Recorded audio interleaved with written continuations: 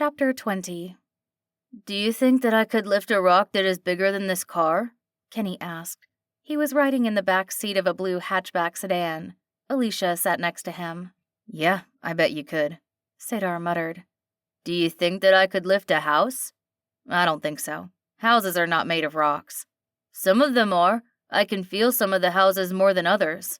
They were back on the freeway, heading towards the west coast, trying to get as far from Kenny's outburst as possible.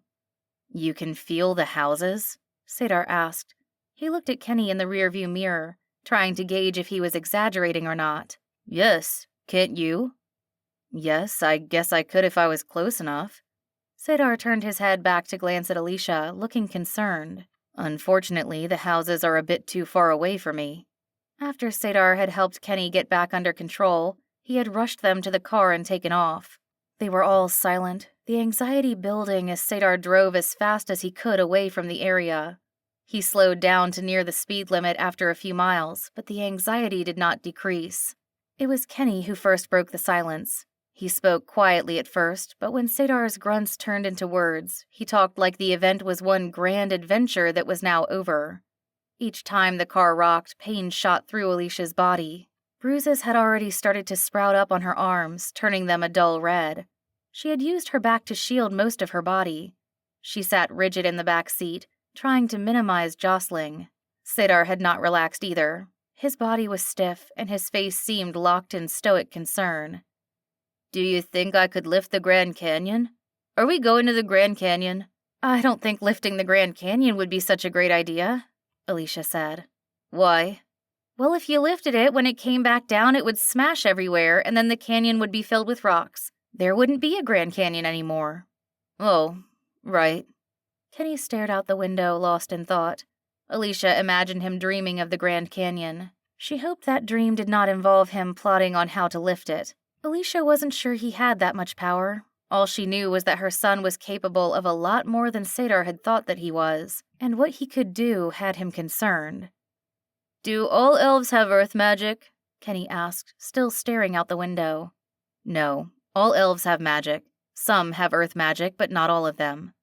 "What other kind of magic are there?" "All elves have at least one of the 3 types of elven magic, although some are so weak that they will never be able to do much with their magic. Rarely do elves have 2 types of magic." "Some elves have 3 types," Kenny interrupted, trying to match Cedar's lecturing tone. "Some elves have all 3 types, but only elves that are of the royal line. Even then, most still have only 2 types." "I'm of the royal line. This is why I can have all 3 types." "Yes, but your other magic is not as strong as your earth magic," Cedar said.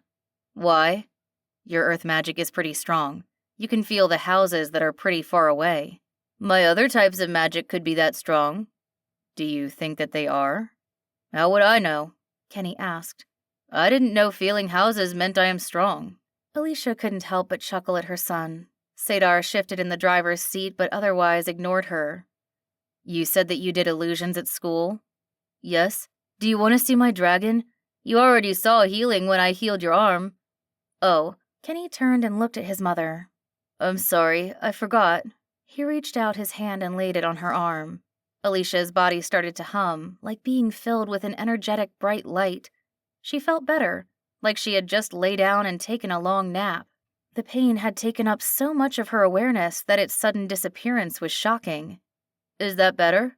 Kenny asked, taking away his arm and yawning. Alicia held up her arms. The bruising was gone.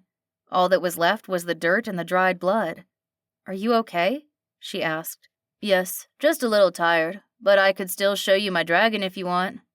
"How about later? You have already done a lot of magic today." Alicia glanced at Cedar for the first time since they had entered the car. He looked back at her, concern in his eyes. Her son had done magic. Could they find them again? "Thanks for healing me. I feel much better, but you should probably not do magic anymore." "Oh, the bad guys." His eyes grew big, and he looked at both adults with concern.